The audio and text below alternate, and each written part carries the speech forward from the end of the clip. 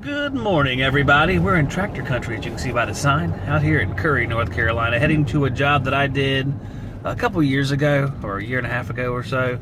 2 Bryant split systems. I think they're either 213 CNA or 214 DNA. I don't remember, but we shall find out. Said it's one of them's having trouble cooling upstairs, so we'll see. A lot of times when they're this new, I'll check something like the drain, see if the drain is clogged up, and that might be the answer, but we shall see. It's about 10 o'clock in the morning. I think it's September 26th, I think. Tuesday. I just went to a call where the homeowner was concerned that the AC wasn't working properly. It was an AC I installed about a year and a half or 2 ago. 2 Bryant split systems. I don't think there was a video on this install. I don't remember. I remember taking pictures of it and putting them up on like Facebook or something like that, but I don't think there was an actual video of it. These guys are young guys, mid-lower 20s, married couple, 2 children.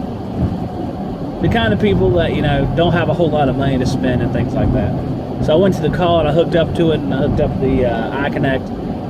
And everything was just perfectly in line. Everything was perfect. I did notice that the return air humidity was 65%, which was relatively high.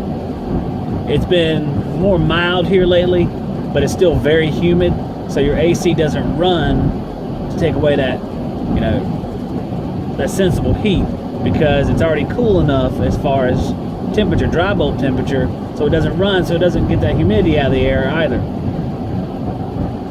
So I told the guy, days like today, there's a couple ways we can do this. I mean, we can lower the blower speed on the machine, but then we're kind of compromising it for when it is real hot outside and it does run plenty of time.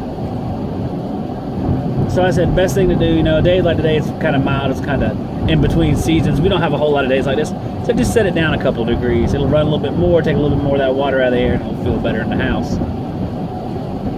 I guess that would be an argument for one of Ralph's inverters. The inverter would make sure that never happened.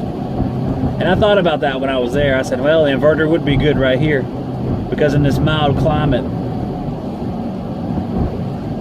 it would be perfect. It would ramp down and run longer and take some more water out of the air.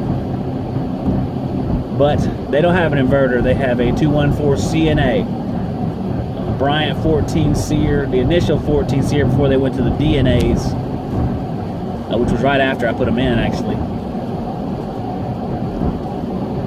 So I told him to do that, and you know, I felt for these people because I saw a little bit of myself in them at times when I've struggled.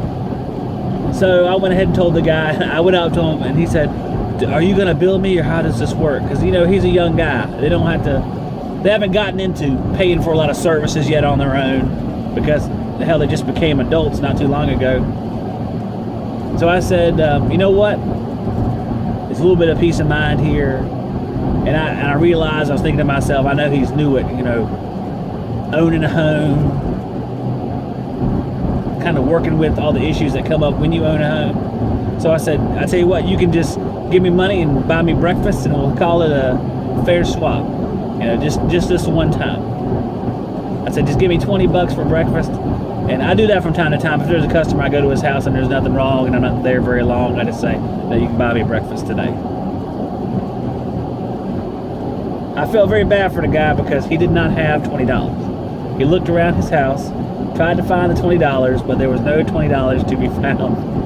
I felt bad. I know he feels like hell, because you could tell he's like, I can meet you with the $20. I was like, pal, it's fine. Don't worry about it.